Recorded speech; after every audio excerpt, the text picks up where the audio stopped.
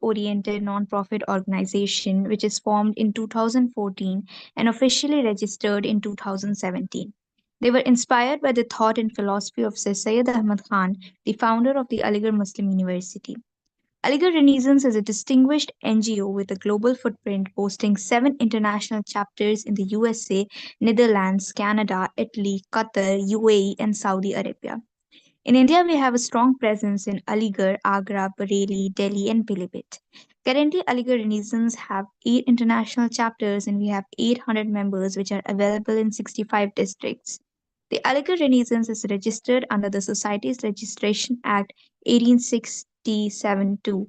We are also recognized by several government bodies: Niti Aayog, Ministry of Education, Ministry of Tribal Affairs, Ministry of Social Justice and Empowerment, etc.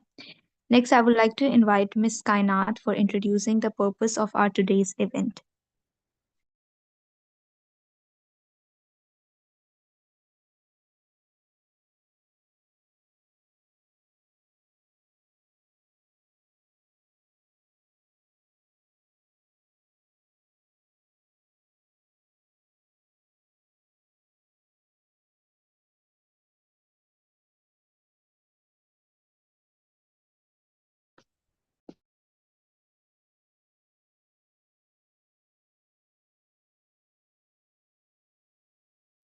Asma, I think Anat is not here with us. Sure, I'll introduce about the purpose. The purpose of this online interactive session, How to Write and Publish a Scientific Paper, is to equip participants with the essential skills and knowledge needed to successfully navigate the process of writing and publishing a scientific paper. Through expert insights and practical tips, attendees will learn the key steps involved in crafting high quality research papers, from structuring the content to addressing common challenges in the publication process. The session aims to empower researchers, academics, and students with the tools they need to effectively communicate their research and achieve success in academic publishing. Next, I would like to invite Ms. Zoya Hanfi for speaker introduction.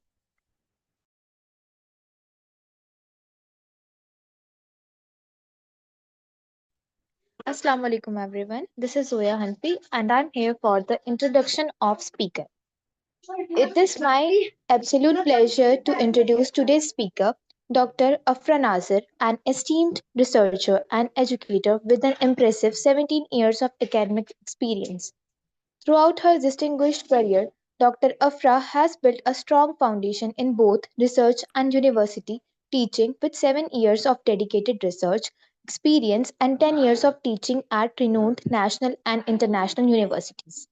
Her expertise spans a wide array of academic disciplines, and her passion for advancing knowledge is evident in the impact she has had on both her students and the research community. Dr. Afra's commitment to excellence and her ability to inspire and engage students make her a highly respected figure in the academic world. In today's session, we are fortunate to gain insights from Dr. Afra's wealth of experience and knowledge, and I am confident that her interactive approach will provide valuable learning opportunities for all of us. Please join me in warmly welcoming Dr. Afra Nazar. Thank you. Good evening, everyone. Can you hear me? Yes, ma'am, we can hear you. Okay. Let me share my slides.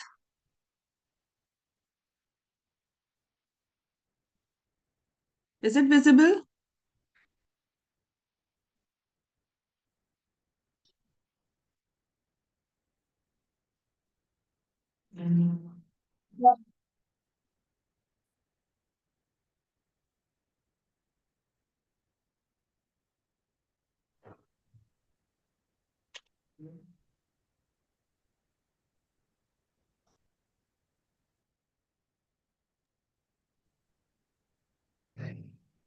Is it visible?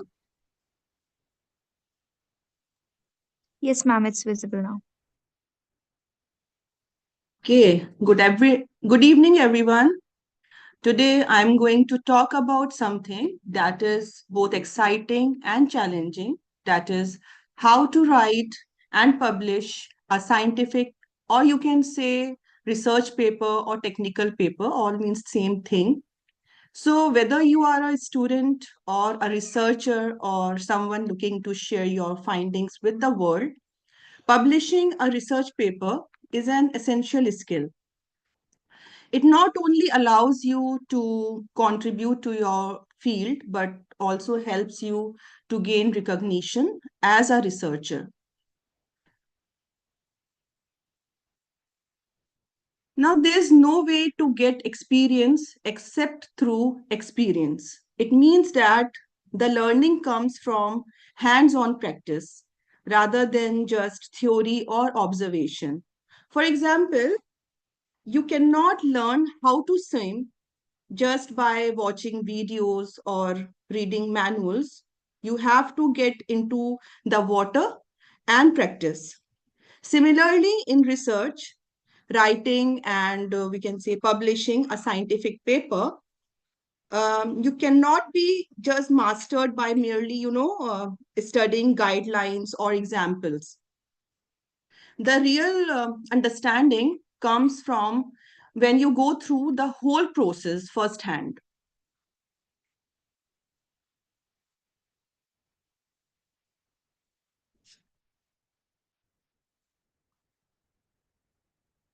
So,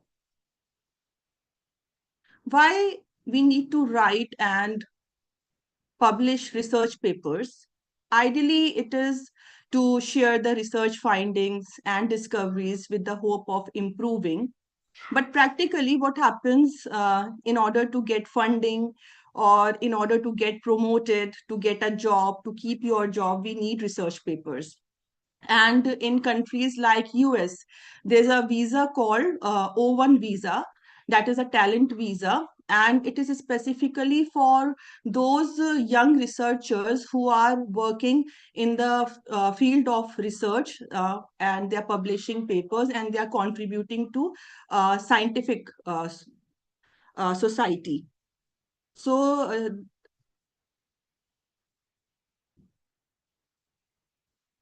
the process to write and publish a scientific paper includes, first of all, selecting a topic. And this is the very first step. Ideally, it should be something you are passionate about and one that addresses the gap in existing research that we call as research gap. So once you have a topic, you plan your research carefully. You have to ask yourself, what is the purpose of your study? What problems are you trying to solve?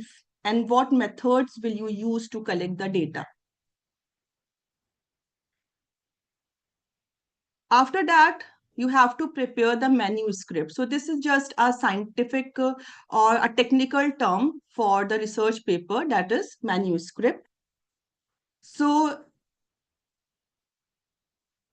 once the manuscript is prepared, we will see the steps, okay, what are basically the things that should be included in a manuscript. So we will be going into, we will delve into depth in this case, because this is the topic for today, how to write and publish a scientific paper. So we will be discussing it in detail. Then the submission of the manuscript. So the manuscript will be submitted. Now see, the manuscript in this case, it can be a research paper or it can be a review paper. So if you are new in this field, so my suggestion will be, first of all, you have to write a review paper, because review paper provides an overview of the existing research. So initially, it's better to write a review paper if you are new. And what you have to do is you take out 8 or 10 research papers of a particular topic in which you are interested in your field of study and summarize them, and also mention the gaps in the knowledge. So review paper basically highlights what is already known. And if you have already written some research papers, then you should focus instead of on the review paper, you should focus on the research paper, in which you have the original findings and you contribute new data or insights to the academic community. So research paper basically push the boundaries of knowledge further, whereas in the review paper, it highlights what is already known. So if we see the weightage of a review paper and the research paper, obviously the weightage of research paper is more as compared to a review paper. So once the preparation of the manuscript is done, you have to submit the manuscript. Now here you have to decide where you want to submit the paper. You want to submit in a conference proceeding or you have to submit in a journal. So this thing also we will discuss in detail. Now once the submission is done, the paper will be thoroughly reviewed. So this is known as the peer review process. In the peer review process, we have reviewers. They will review your paper and they will give comments on your paper. So after that, the decision will come. So either your paper will be rejected, fully rejected. In that case, you have to start from the beginning. Again, you have to select the topic, you have to prepare the manuscript, then submission, again assignment and review process, and then again you have to wait for the decision. So this is the first case. In the second case, your paper is accepted, but with few revisions. So if, for instance, there are 3 reviewers, they will give feedback.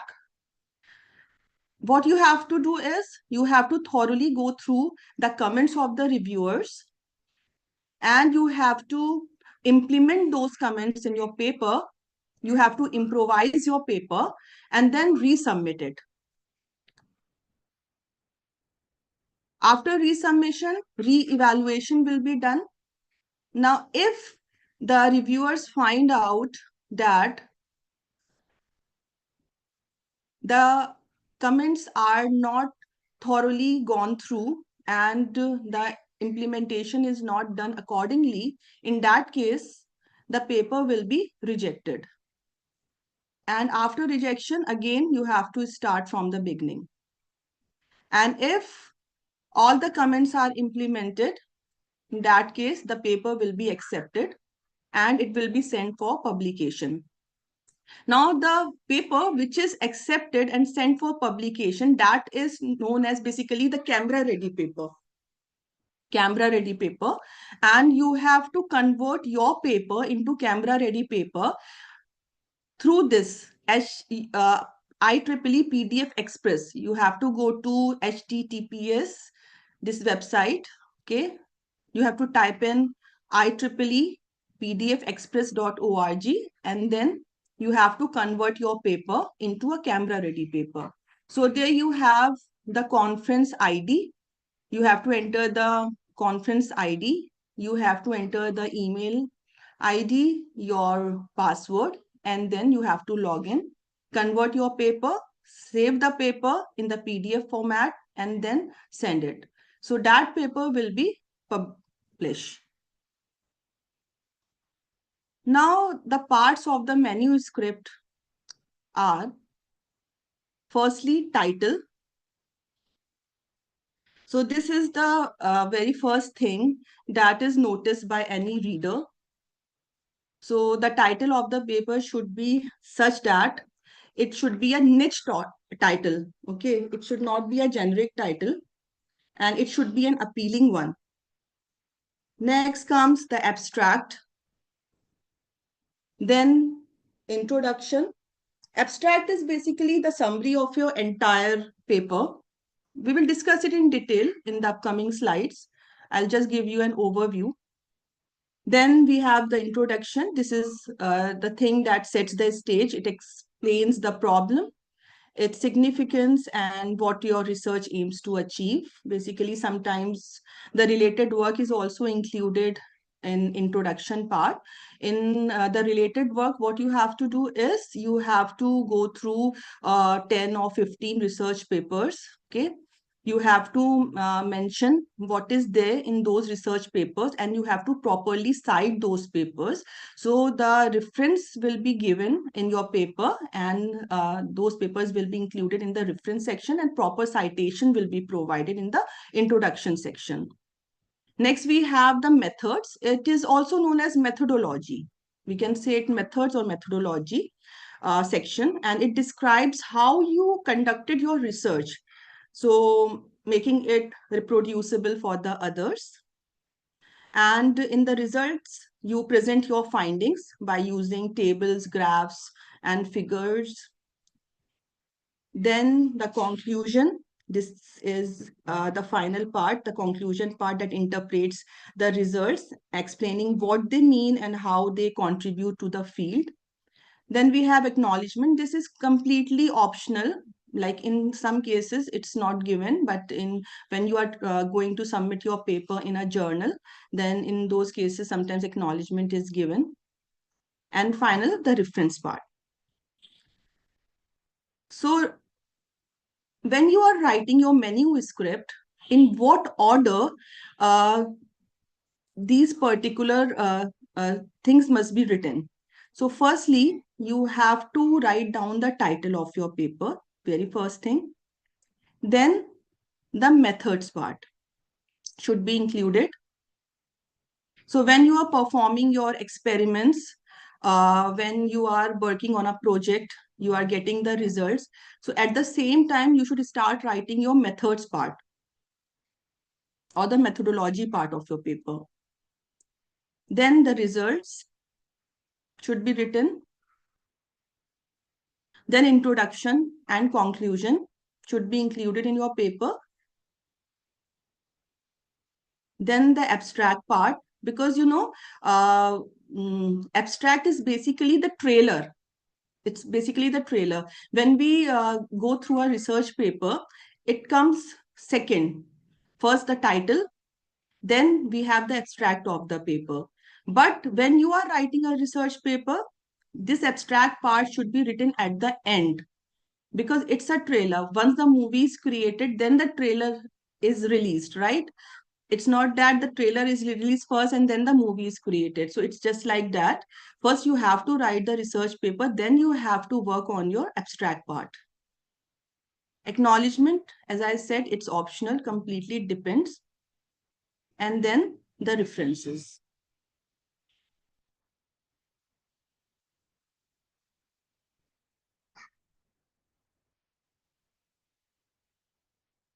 Now, the hardest part is getting started. So before writing, what you have to do, you have to begin with reading. You have to go through the research papers of your field of study in your particular subject areas. Okay. Simply what you have to do, you have to read some quality papers. So for that, what you have to do, you have to go to IEEE Explore. Let me share my screen. I will show you.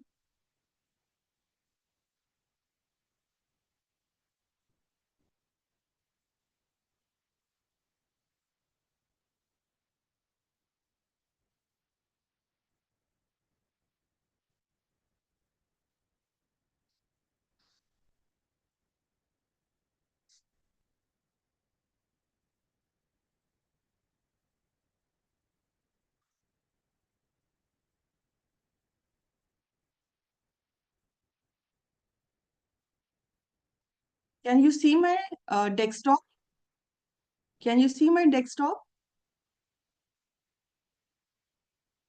Yes, ma'am. Okay.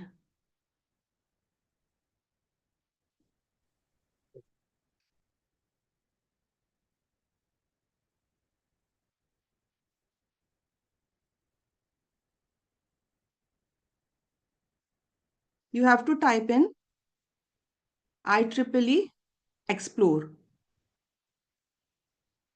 So the very first link that pops up is ieexplore.ieee.org. Just click on this link.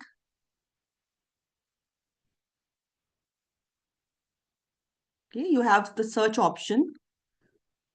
you can, whichever your field is, for instance, cyber security, right?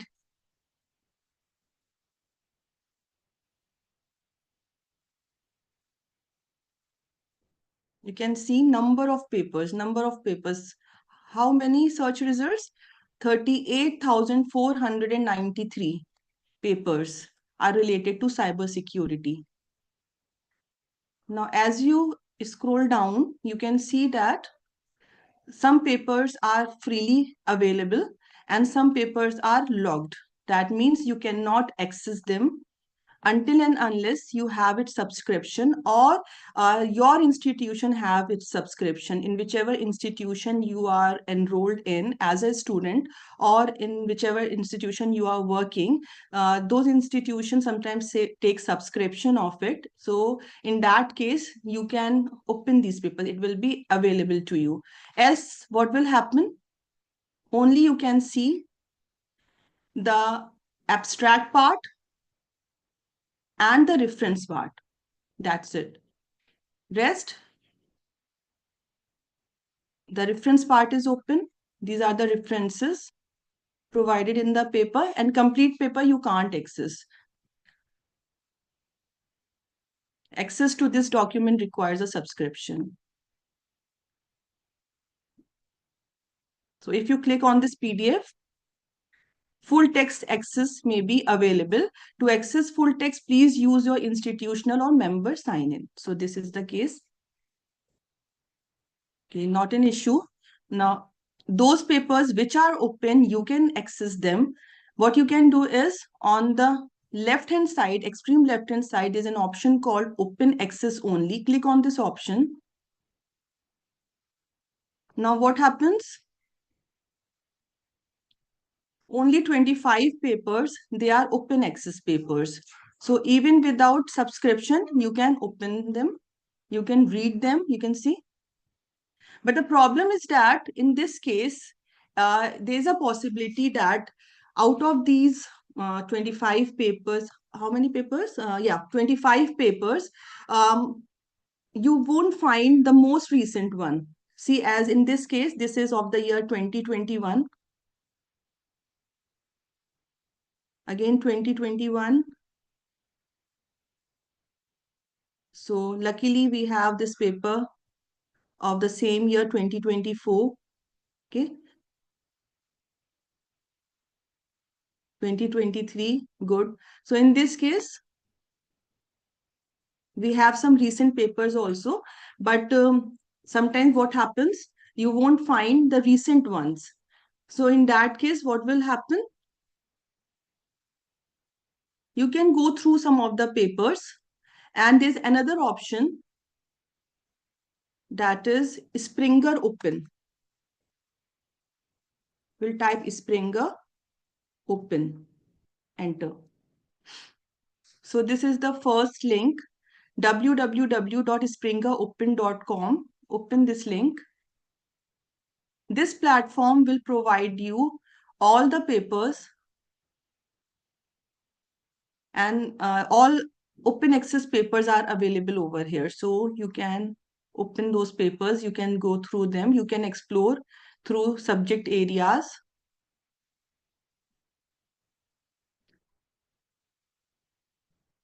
By subjects, explore our alphabetical journal list.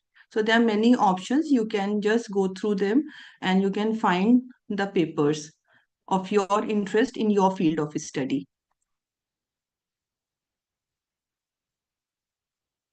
So in IEEE Explore, all papers are not open access, whereas in Springer Open, all papers are open access. So it's good to read before writing, and it's better to go through quality papers.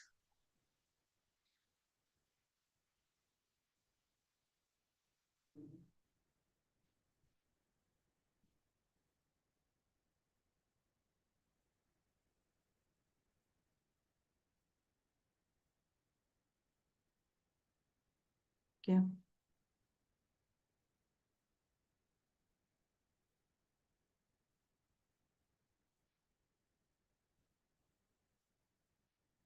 So the title of the paper, This is the first thing, the very first thing that will be noticed by the reader. So it will determine whether the paper gets read by the reader or not. So if the title is appealing, if it is a niche title, then definitely the reader will try to open the paper to go through it. And otherwise, what will happen? He won't be able, he don't want to just go through that paper, because it's been said that a book is never judge a book by its cover. It's been said. But what happens in reality? A book is judged by its cover. So likewise, a paper is judged by its title also. Next thing is, you have to avoid long titles. You have to see if you are submitting your paper in a journal, so you have to see the journal rules and try to avoid the long titles, avoid abbreviations in titles. So this is the example: the effect of heat on ice, heat melts ice, the role of heat in melting ice. So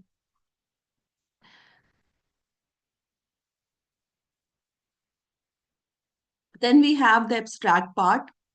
So as I said that it's just like a trailer. So even the papers are closed. It's not open access, but what you can see is, you can see the title of the paper, you can see the abstract, and through the abstract you can decide whether this paper should be gone through or not. So abstract is equally important. It is the critical part of the paper. It states the main objective of your paper. It summarizes most important results. It states the major conclusions and significance, and try to avoid the acronyms in abstract. So this is basically the summary of your entire paper.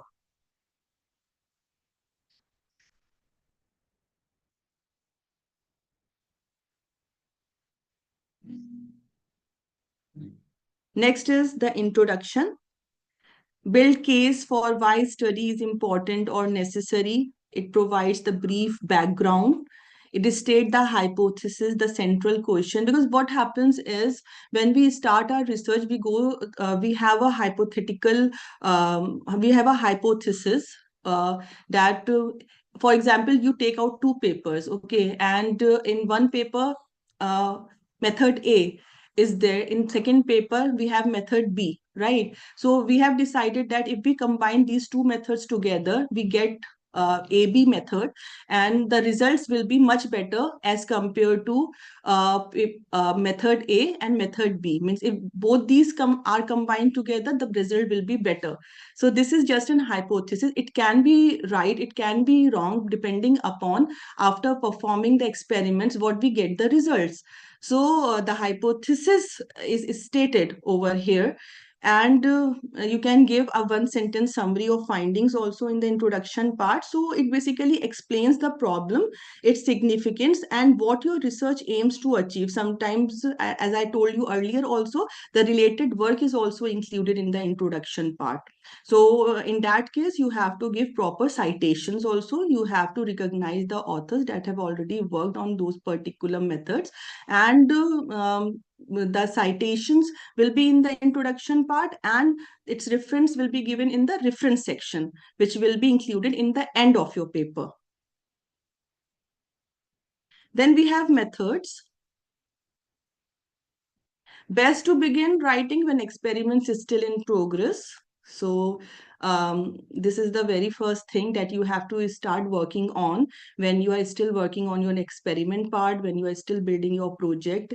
In the technical field, you have to implement the things first, and then you can start writing the paper. So when you are doing it simultaneously, you can work on the methods part also. It should be detailed enough so the results can be repeated by the others. And you can reference the published methods wherever you find it appropriate. So this is also known as methodology section, and it basically describes how you conducted your research, making it reproducible for others. In the results part, you have to briefly repeat the protocols that can be effective. The tables and figures must be straightforward and concise, and it should be noted down that you should not copy and paste the tables and figures or you cannot take the screenshots of tables and figures and just paste it down in your result section. The tables, figures, charts should be drawn by you only.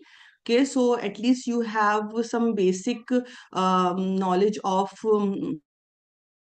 world. If you are writing your research paper, there are two ways by which you can write your research paper. Either you can use MS Word, or you can use LaTeX, right? So if you are using MS Word, you should have basic understanding of how to create tables, figures, and charts, and it should be drawn by you only.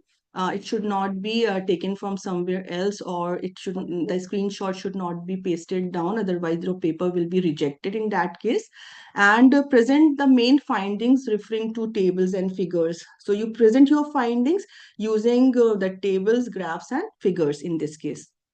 And do not speculate or over discuss the results.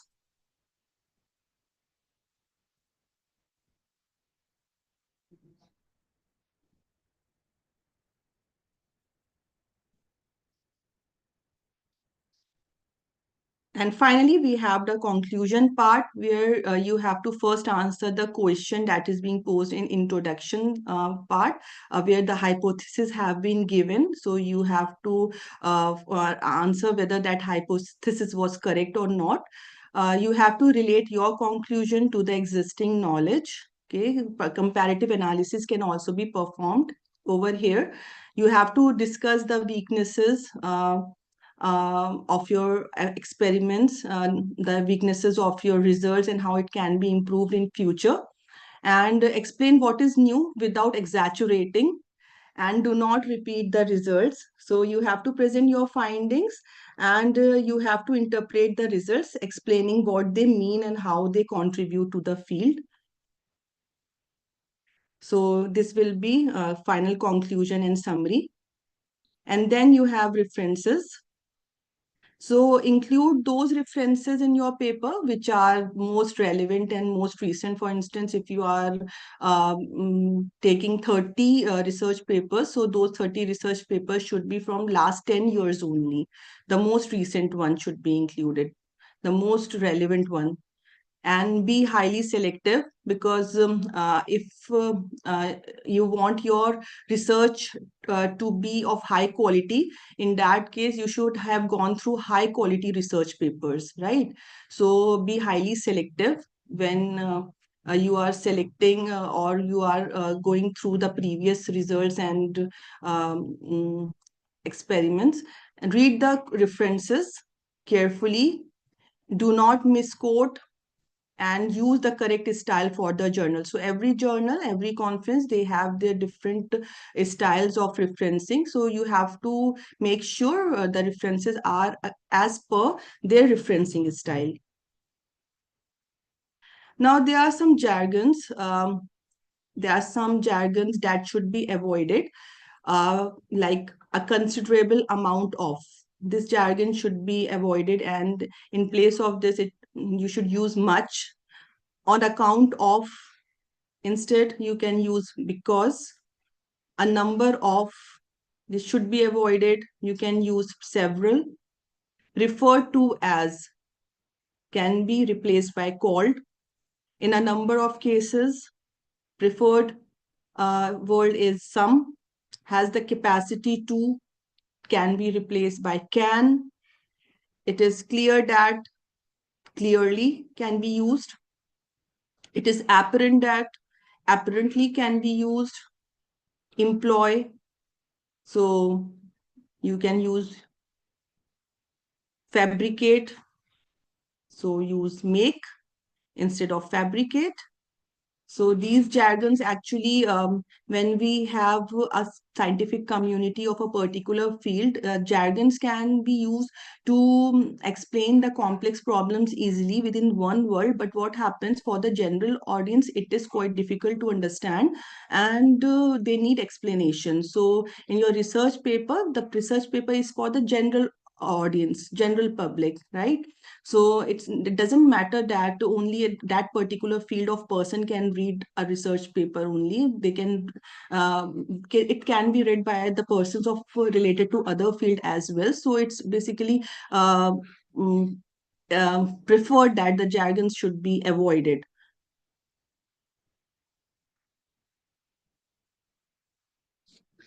Now, there are some deadly sins like data manipulation and falsification. So this should be avoided completely, completely. This is completely unethical if the data is being manipulated. While doing your experiments, you are getting some results, but you are manipulating it for the sake of comparative study in order to get that your work is much better as compared to the others. So this should be avoided. Then duplicate manuscripts. Duplicate manuscripts, like you have taken out 5 different research papers. What you are doing is you are just changing the title of the paper and you are resubmitting it as it is. These are the duplicate manuscript. This is completely unethical. Then redundant publication. Redundant publication means same paper you have sent in a journal also, you have sent in a conference also, and at the same time, this is redundant publication. And there are other factors also, like what constitutes a redundant publication? Data in a conference abstract. Now, if the data is in the conference abstract, that will not be considered as redundant publication. But if you have same data but different journals, then in that case, yes, it is a redundant publication. If the data is available on the website, then again, yes, it is a redundant publication. If the data is included in the review article, then yes, it is a redundant publication. And the expansion of published data set, the data set that is already been published, what you are doing is just expanding that data set. Yes, it will be considered as redundant publication. Okay. So this comes under redundant publication. And then we have plagiarism. Plagiarism is something like what you are doing is you are copying the introduction section from one paper. You are copying the methods or methodology part from another paper. Likewise, and you are not properly citing it in your paper. That will be considered under plagiarism.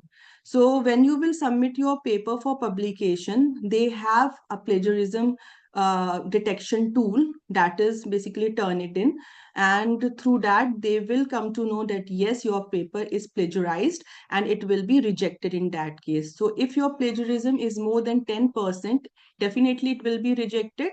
Some conferences, they accept up to 8% plagiarism, and some journals, they accept less than 5% plagiarism. If it is more than 5%, it will be rejected. So plagiarism should be avoided. Also, these days, what happens is we have some AI tools available, and those detection softwares, they can detect the AI content as well. So try to avoid using such tools. Okay, use them efficiently. Okay, don't just use them and copy the paper as it is and then submit it in any reputed journal or conference. It will be completely rejected in that case, and all your effort will go into waste.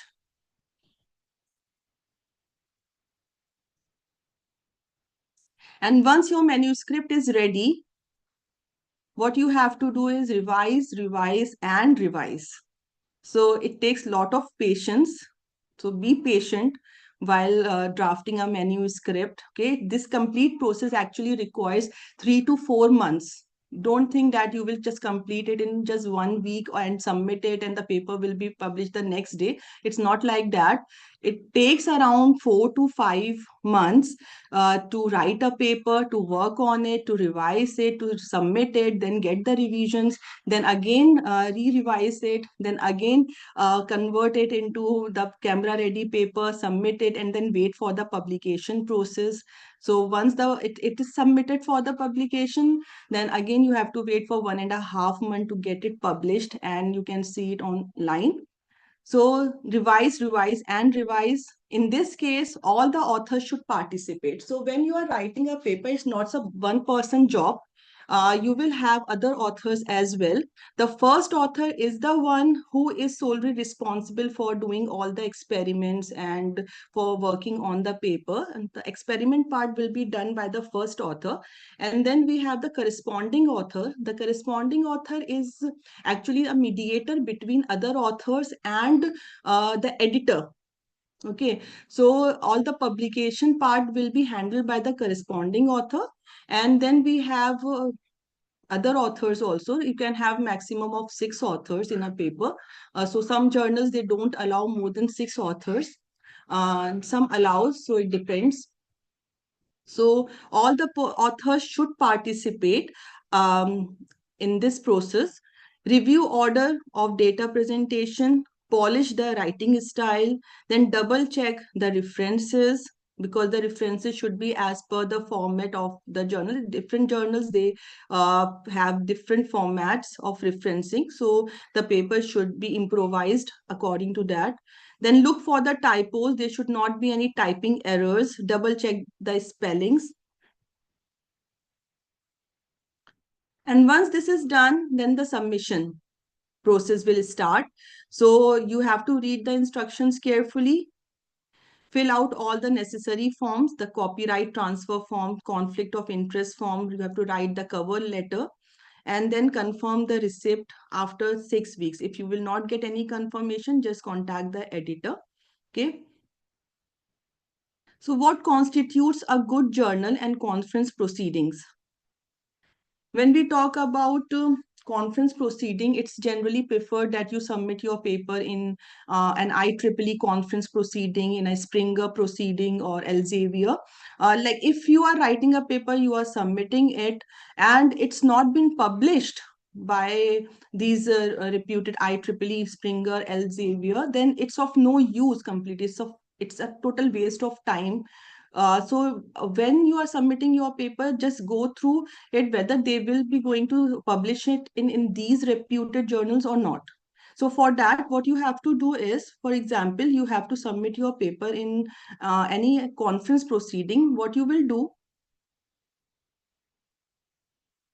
you will go to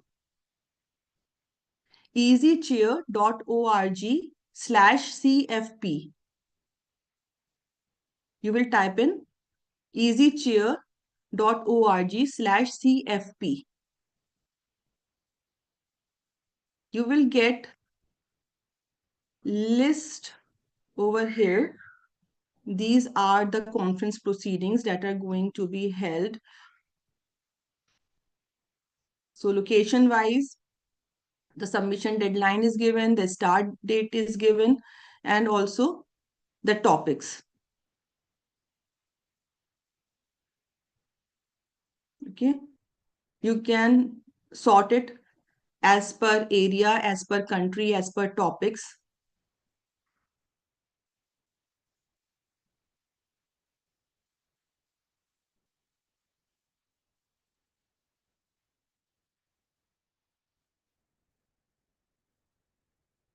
And when we are talking about journals, okay, you have to see the impact factor of the journal, which is actually the average number of times the published papers are cited up to 2 years after publication. So higher the impact factor, the better the journal is. So what you have to do is you have to go to Web of Science.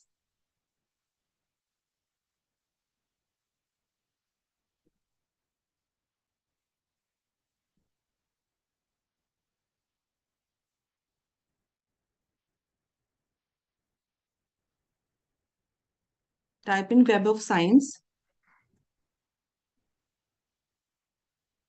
So the very first link that pops up is www.webofscience.com. Click on this link.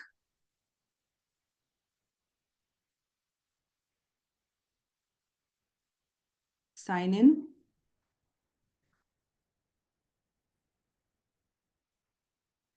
So here you have option at the upper right corner. There is a products option. Click on this and you have first option, that is master journal list.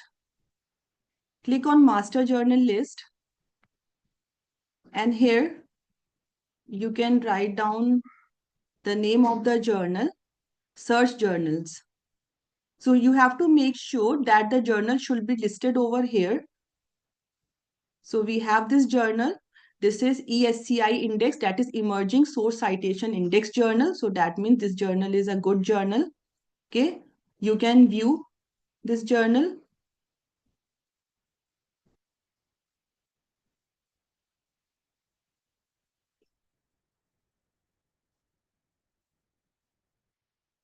So here we have the information related to this journal.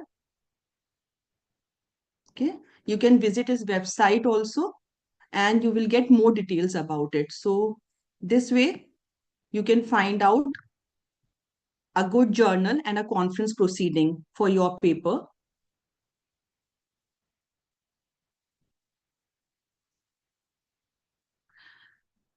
So once this is done, you have submitted your paper, you have decided a good journal or a proceeding for your paper, you have submitted it. Again, you get the rejection. Now, don't panic. This is the process. This is a process. You have to go through it. Okay. So what you have to think about, what are the major reasons for rejection? Okay. The first reason might be confirmatory, not novel. The idea is not novel. You have not identified the research gap properly. So in that case, the paper might be rejected. Then poor experimental design, the hypothesis is not adequately tested. In that case, the paper may be rejected. Inappropriate for the journal. Sometimes the journals are specific for a particular field of study. You have submitted your paper in a wrong journal. In that case, also the paper might get rejected and it is poorly written. So if your paper is not rejected completely, you get comments from the reviewers. In that case, what you have to do, you have to very tactfully handle that situation. You have to thank the reviewers. You have to go through their comments thoroughly.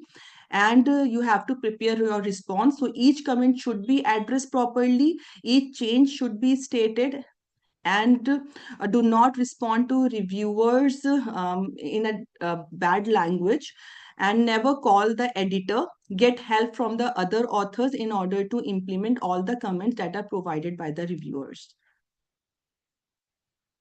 Now, next few last tips are, you have to know about the journal.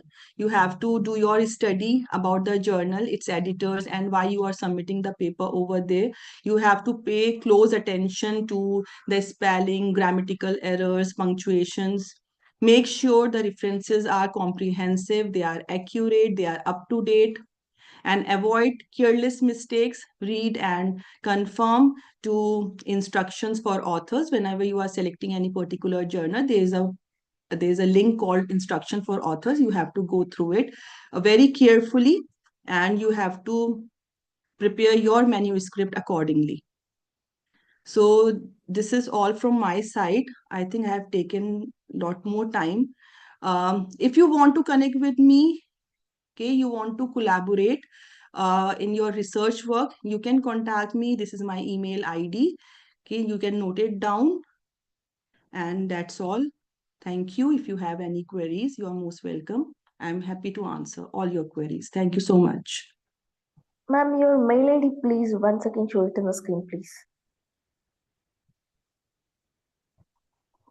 This one? Thank you. Yeah, ma'am. Thank you. Thank you. So yeah, that was such an amazing, brilliant session right now. Thank you so much, ma'am, for your amazing words and time. Now we will open the floor for a stimulating question and answer session. Participants are encouraged to actively engage and pose their queries related to the topic.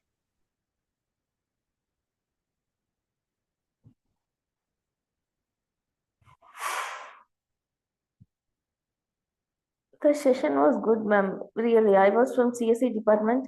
If I want to publish a paper, can I contact you, ma'am, for further process?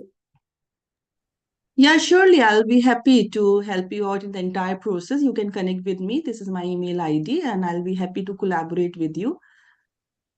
Okay, Thank ma'am. you. Thank you.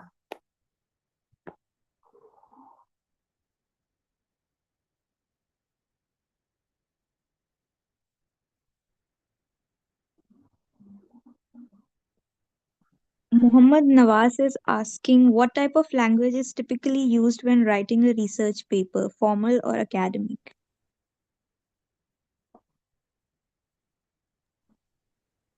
Yeah, when you are writing a research paper, definitely the academic language will be followed, not a formal one. And I have told you that there are some jargons also that should be avoided.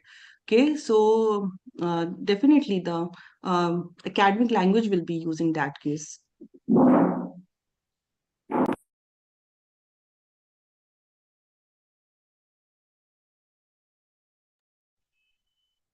Somebody is asking how to send the work to publishers.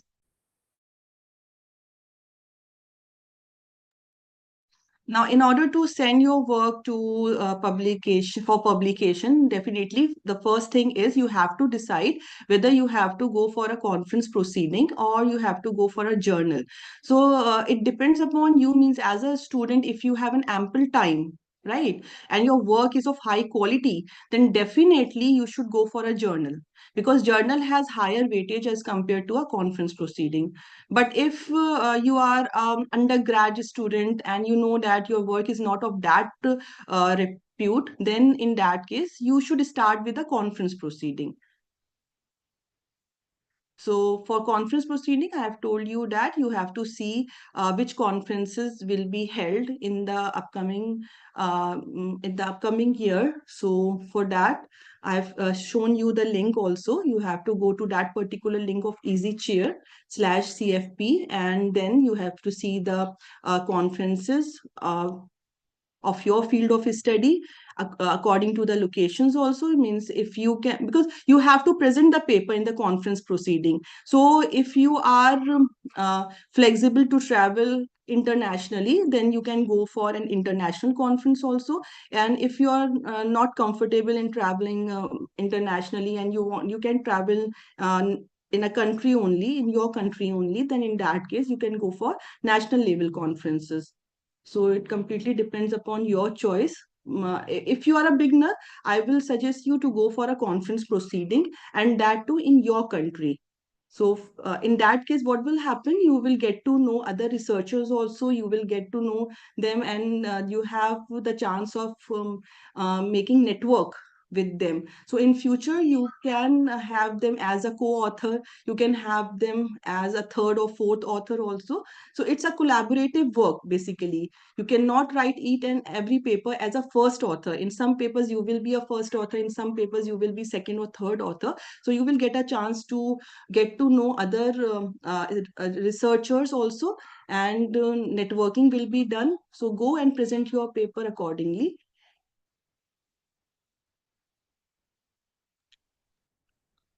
Thank you so much, ma'am. Somebody is asking, please give one journal related to technology. Journal related to technology, for that I've shown you, you have to visit this link, Web of Science. Okay, this is Web of Science link. You have to go to products, Web of Science.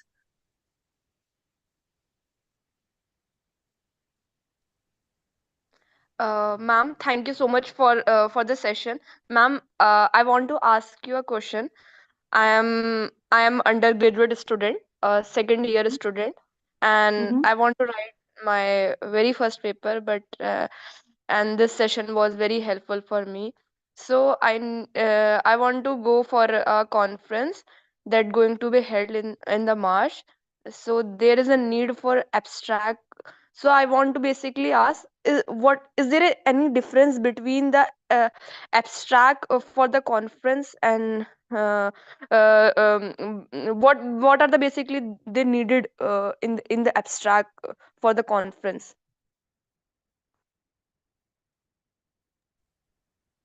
In the abstract, what you have to do is, I've told you that it is basically the summary of your entire paper. So you have to revise that summary again and again. Okay, you have to note it down that not even a single point should be left out, because through your abstract they will decide that this paper should be considered or not, right? So you have done a lot of work over your paper, but if the abstract is not properly drafted, definitely there are chances that paper might get rejected. So carefully draft the abstract. The abstract will be the same as you have written in your paper. What you can do is, if only the abstract is being asked, then you can elaborate it and then submit it. So you will get a better chance to get accepted in that case. Okay, ma'am, there is also a very, it's like a silly question type. So, first we write a paper or first we write a abstract? Actually, because it is a kind of summary, and I'm very like a initial student and a first year student of undergraduate, so I don't know. So basically, first we write a paper or do first we write a abstract? Okay, I'll ask a question from you. You are a filmmaker, right? What you will Yes, do ma'am. first? You will make the trailer of that movie, or you will make a movie first? I'll definitely make a trailer. Please check What you will references. do? You will make a movie, or you will make a trailer first? Prelims. Yes, Asfara. Yes, ma'am, trailer obviously. Why trailer? You will make a movie first, right? And once the movie is completed, then you will make the trailer, na? Yes, ma'am. We will pick up the important scene like a very catchy scene. Yes. So once the movie is completed, then only you can decide, na, which scenes are catchy ones, and then you Yes, can make a trailer out of it, isn't it? yes, ma'am. So this is the case. You have to write your paper first, and then you have to write the abstract part. So in that case, first of all, you write down the title, leave the abstract part, leave it, complete the introduction, your methods, okay, your discussion, conclusion, references, and then you go back to the abstract part. So Okay, this should be the sequence. thank you, ma'am.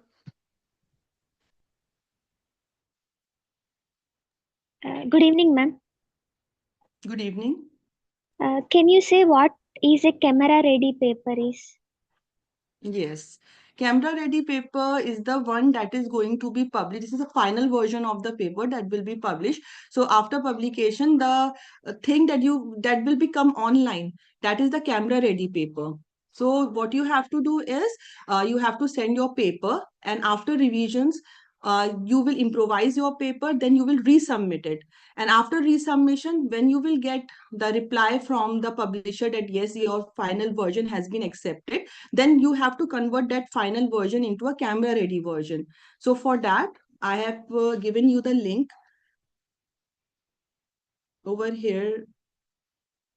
You may note it down. This one, IEEE pdfexpress.org. Let me show you.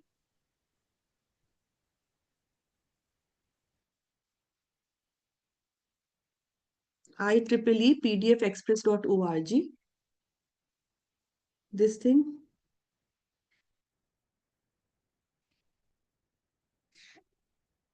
Okay. So here you will have to enter the conference ID. You have to enter your email address, password, then login, and then you have to upload your paper. There will be an option to convert it into a camera ready version, convert it into camera ready version, then save it as PDF and then submit it for publication. This is the final version.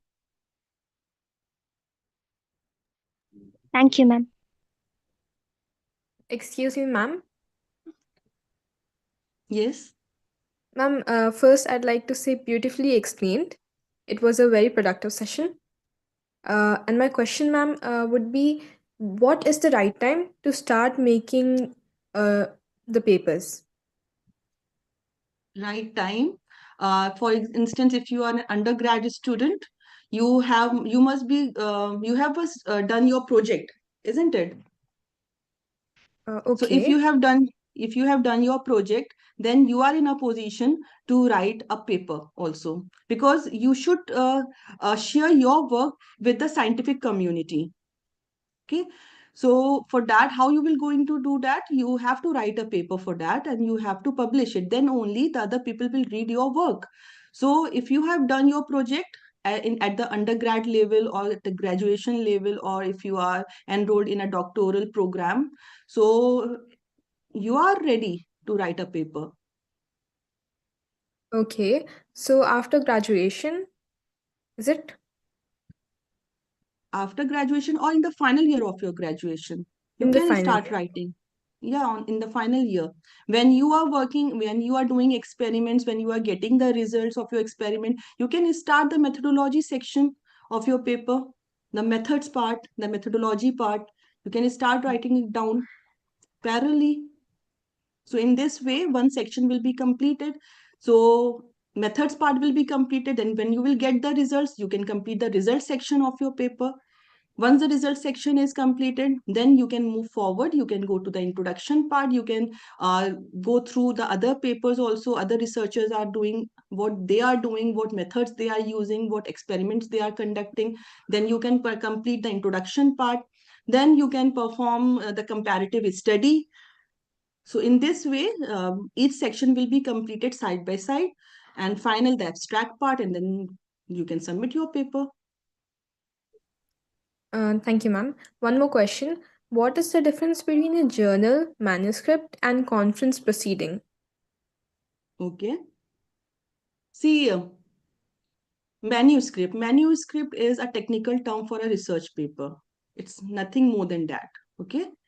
So it's just a technical term for a scientific paper. You can call it as a research paper, or you can call it as a technical paper, whatever you want. So it's a manuscript. Now, in conference proceeding, time is less. So within 3 to 4 months, okay, your paper will be online. And here, what you have to do, you have to present your paper first.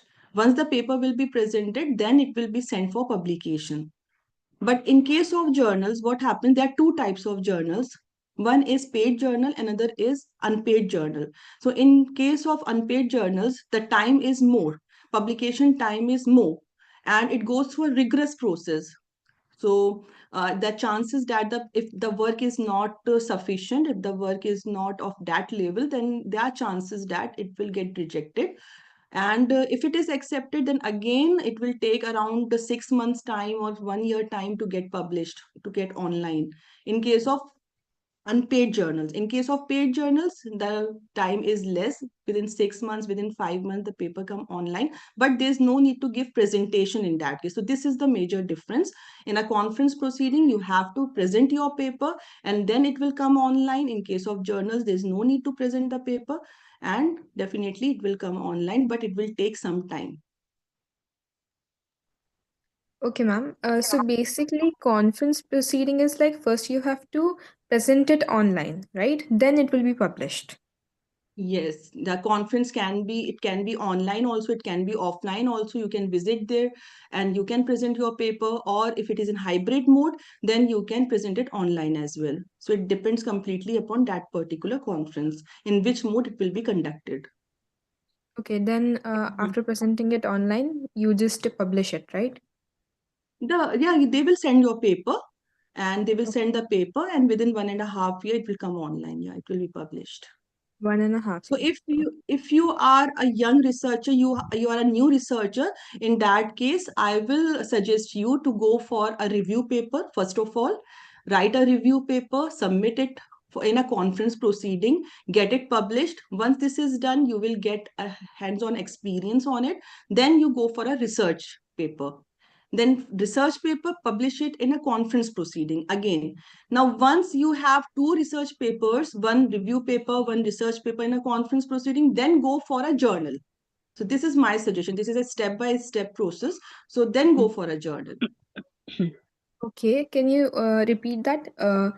First review paper, then conference proceeding, and then another research paper, and then I'll publish it in the conference proceeding. So I've got two papers up till now. Then Yes. First, you have to write a review paper, yes, publish it ma'am. in a conference proceeding, right? First, review Yeah. paper in a conference proceeding, then a research paper in a conference proceeding, because I have told you the difference between a review paper and a research paper. In a review paper, Yeah. the highlight is what is already known. And in case of a Highlight research is paper, already known. yeah, it means it highlights what is already known. There's no particular research done over it. There's no contribution of a new data or insights to the academic community. So it basically already known information is there in a review paper. But when we talk about a research paper, it focuses on the original findings, and it contributes to the new data. So it is basically push uh, of knowledge to another boundary, right? It's you Yeah. can think of it at that way, in that way. So go for a review paper first of all, publish it in a conference proceeding, then go for a research paper, publish it in a conference proceeding. Second step. Then third is write a research paper and publish it in a journal. All right. Is that all? Yeah. And ma'am, Good one more evening, question. ma'am. What would be your suggestion regarding citations and references? Like if I'm writing a paper, right? A research paper, for example, then initially, as you said, first I have to gain knowledge, read about the subject that I want to write a journal paper on, right?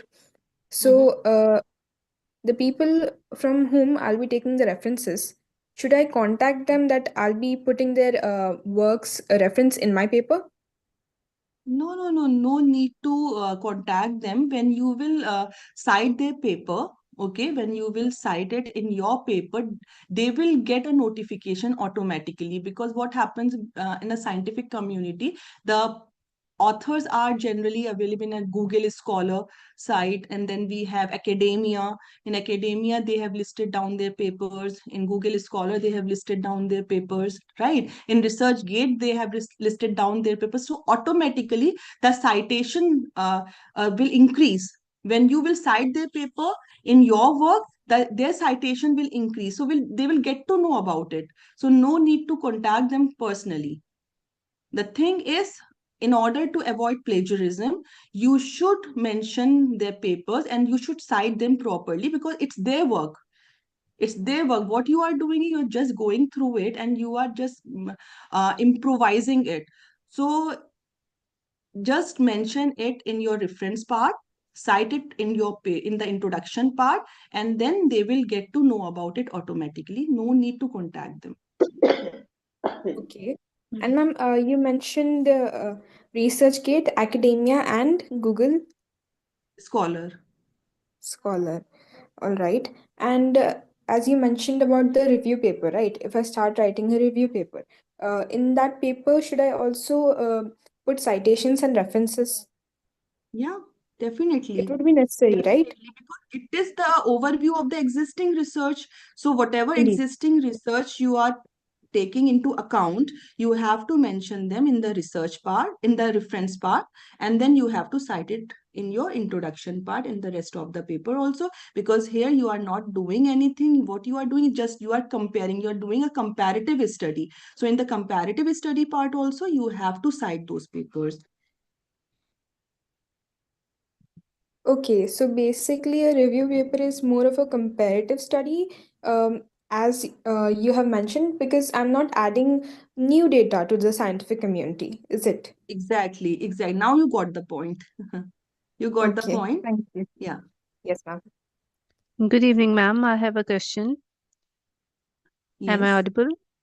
Yeah, Oh, you're audible. okay. Yeah. Ma'am, I wish to know that if a bibliometric analysis paper is written and this paper is submitted to a journal, and on the other hand, the same person or another person writes up about a review paper, and is there something that a bibliometric analysis paper is preferred by a reviewer rather than a review paper? Does it Uh, make any plus or minus in the context? Like review paper is certainly I'm giving a review about what is already being done, and in bibliometric analysis something gaps could be identified and that could be reflected. So is there that as a reviewer of some journal, will it make any difference or impact So in both the acceptance or papers, rejection? both the papers are submitted in the same journal. let's say both the papers are submitted in the same journal, Okay. and Okay. Okay. the working area be the same, but the obviously the nature of paper is different. One is a review of the existing work, and one is a bibliometric analysis for certain work, right? And Exactly. basically we are identifying the gaps and giving out certain directions in the bibliometric analysis paper. That is my understanding. So is Hmm. it that as a reviewer among the two, if they need to check on the parameters, the chances of a bibliometric paper would be higher? Exactly, exactly. The chances of the analysis paper will be higher, definitely, because it focuses on the original findings and it Yeah. contributes to the new data, definitely. And review paper, it just providing the existing research ideas only. So definitely Okay. the analysis paper will have a higher weightage as compared to the review paper, definitely. Okay. Thank you, ma'am. I have one more question. I just Mm-hmm. need a clarity. Like I'm working on certain paper, Mm-hmm. and if I present that paper in a conference, and so that Mm-hmm. because when we present in a conference, we do get to know about the opinions from the audience when they do question us, right? But if I don't want to publish it there, I get it presented in a conference from the discussions and the questions that is being asked from the panelist and the audience there. I work upon that paper, improvise. Could I submit that paper to a journal? Will it be ethical or it would be unethical that I presented it in a journal but I didn't publish it as a conference proceeding, rather submit it to a journal? Will that be technically right? So actually, there is an option of withdrawal of the paper, and it's Okay. before presenting your paper. So Okay. before presenting your paper, you can withdraw your paper. It's completely ethical.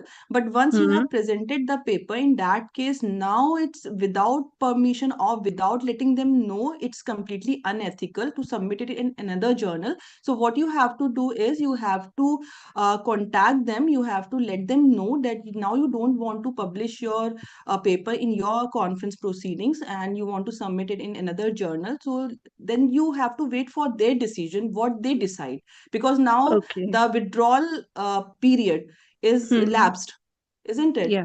Yeah. So now it depends upon their decision, Okay. It and it is if might be they the provide case the that consent. Okay. yeah, they Yeah. have to provide the consent, and secondly, it depends upon them. Maybe they will provide you the consent that okay, you can publish it somewhere, we will not going to publish it now, but maybe Hmm. the conference fee that you have submitted, they won't refund it in that case. Yes. Yes. Yes. Okay. Thank you, ma'am. Yeah. Thank you so much.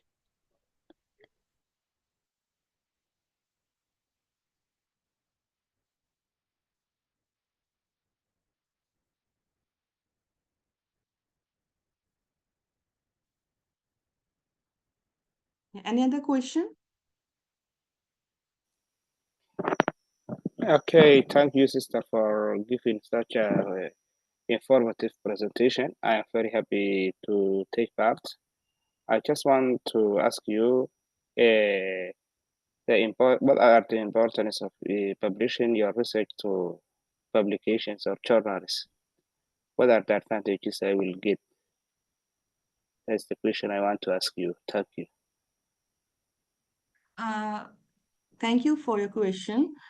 See, if you have done a great work, you have devoted a lot of time in your work, and you want to um, mm, share your knowledge with the scientific community, definitely you should go uh, for a research paper, and that too should be submitted in a good reputed journal, because you have worked hard on that thing. So, in that case, definitely you should go for a journal. And how you are going to decide which journal is better for you, in that case, you have to go to Web of Science, and you can go through the journals list, and you can find out whether that particular journal is available in the journal list or not, whether it is ESCI indexed or not, extended source citation indexed or not, whether it is Scopus indexed or not. And if you find out such journals, then definitely you should go and submit your paper.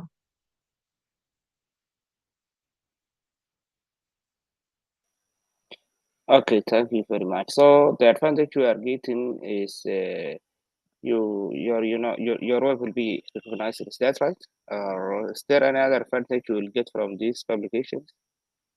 Yeah, definitely. You will get benefit of publishing your work. You will get the benefit in your job.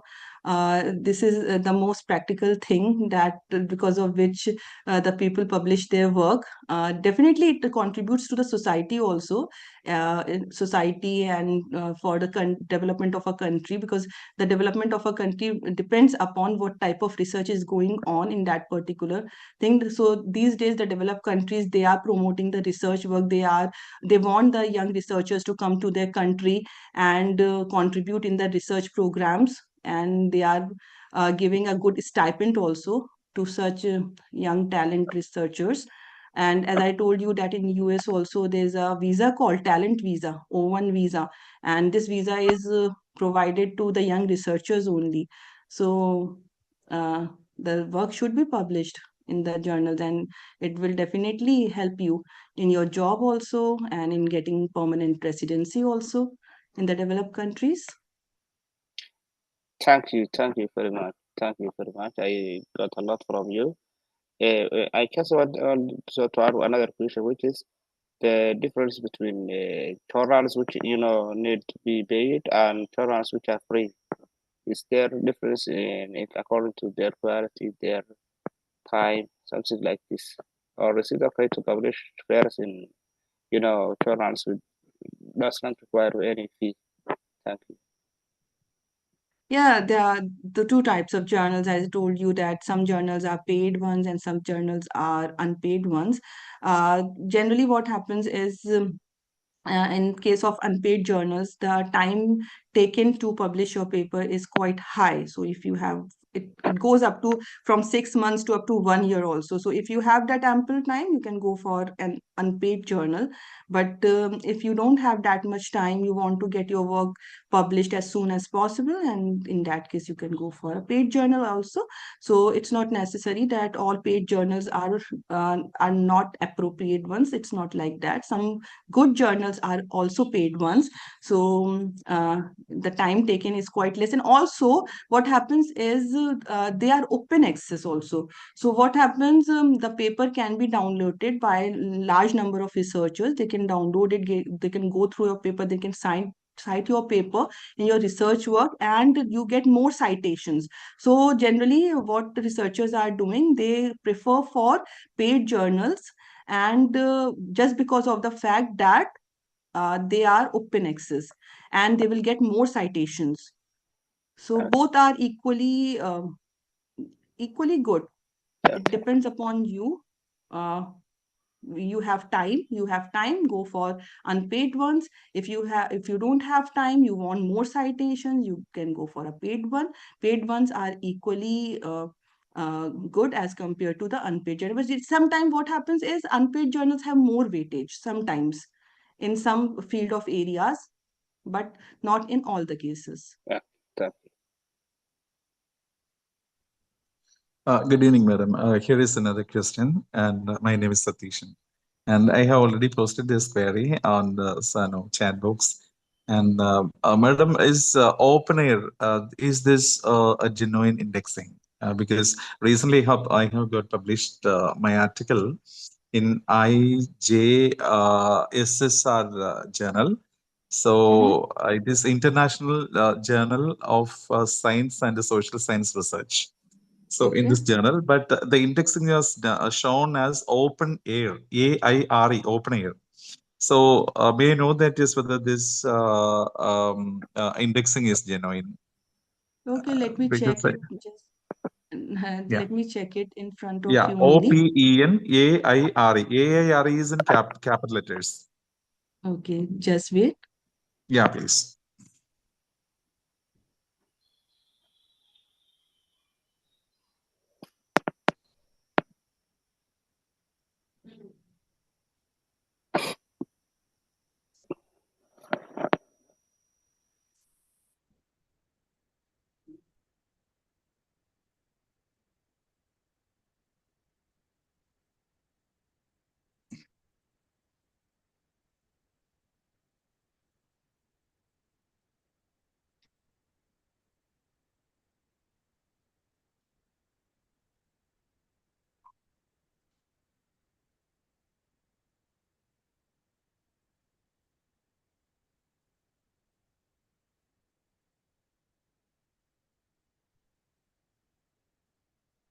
Okay, what's the name of journal? IJSSSR, triple S, okay? IJ, International Journal of Science, International International Journal of Journal Science and Social Science Research. IJSSSR, Science and Social Science Research. Science and Social Sciences Journal. This is the journal's name, but they have indexed in OpenAir. So Okay. I have got International Journal, is this correct? yeah. In, Where can is you it see my mentioned? can you Yeah, see my it's screen? yeah, I can see your screen, but I am watching on the mobile. Therefore, what is that? Yes, even I have a little bit sight issue. And International Journal for Science and Social Science Journal, Okay, I think IJ it's triple S R. let me write it down. That is the IJ journal's triple name. S. They have claimed that what is it? It is UGC approved, and but that is also I want to know whether it is UGC approved. And next one is the indexing, whether it is genuine or not. See, it's in Web of Science, it's not listed. So generally, we prefer those journals which are listed in Web of Science and Scopus. Okay, so this Yeah. journal is not listed over here. Okay, okay. What about is it a UGC approved one? Because at least So that is you have to that. download the list. Yeah, you have to download the list of the UGC approved journals for 2024, and then you have to find it out over there. Okay, But from where can we get it? this journal is not listed in Web of Science, so I'm doubtful that this might be Yeah. What in. about that indexing? They claim that what is it? This is UGC approved one, and in the certificate that they have issued after the publication also mentioned that it is UGC approved one. So whether it is a There cloned are, journal. yeah, there are many journals which are cloned. Yeah, exactly. So in that case, yeah, you have to find it out whether it's a clone journal or not. Okay. Okay. But what about that indexing, madam? Whether any anything Indexing will suggesting? definitely, if it will be it will be a clone journal, definitely the indexing that they are mentioning is fake, completely fake. Okay. Fine, I got it. Yeah. This is Actually, a paid journal. This is a paid journal. You have paid for it? yeah, it is a paid one. Yeah, I have paid something around 1,500 rupees for the payment for the Okay. publication, and publication. it's from one of the professors from some Uttar Pradesh, Kanpur, and somehow what is it is they have their own websites and all those things. It just seems to be like genuine. After that, only I just forwarded my this article. It was a very good article. It was published an original one, but now I feel sorry for what blunder I have committed. So for future, my suggestion is whenever you get notification from such type of journals, you do one thing. You search it in the Web of Science whether this journal is listed over there or not, and also find out in the Scopus database as well. If it is listed in the Web of Science in Scopus database, then you can go for the UGC list also. Every year the UGC updates its list. Some journals are eliminated from it, some are included in it. So go through that list as well, and then you submit your paper, because obviously you have done a lot of work. It's your effort, and no one wants that one's effort goes waste, isn't it? So you have devoted a lot of time over it, and it should be published in a genuine journal instead of in a clone journal. So this is the suggestion from my side, and I wish you all the very best for your next papers. Yeah, madam. Yeah. Thank you very much. You have answered my question very clearly, and I feel very happy about this thing. And the session is also very much enriching, and we would like to attend such conferences and webinars in the future too. My pleasure. Yeah. Thank you, madam. Yeah.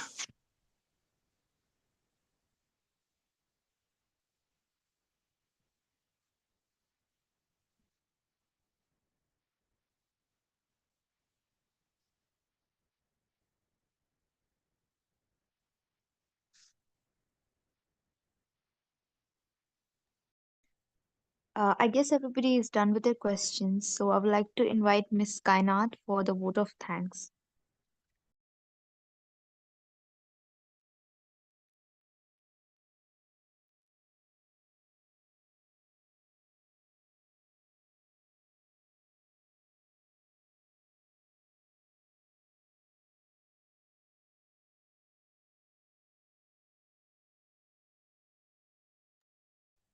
On behalf of Aligarh Renaissance, I would like to express my heartfelt gratitude to all those who have contributed to making this event a success. First and foremost, I would like to extend a special thank you to Dr. Afra Nazri for her insightful and engaging session on how to write and publish a scientific paper. Your expertise and guidance have been invaluable, and we are truly grateful for the knowledge you have shared with us today. Your contribution has made this event highly enriching. I would also like to thank all the participants for joining us and actively engaging in the session. Your enthusiasm and curiosity have made this experience all more meaningful, and we hope you to take away useful insights that will help you in your academic journeys. Finally, a big thank you to the founder of Aligarh Renaissance, Mr. Asfar Ali Khan, whose vision and dedication continue to inspire and drive this initiative. Your leadership and support make events like these possible, and we are deeply appreciative of your continued commitment to advancing knowledge and fostering a collaborative academic community. Thank you all once again, and we look forward to seeing you at our future sessions.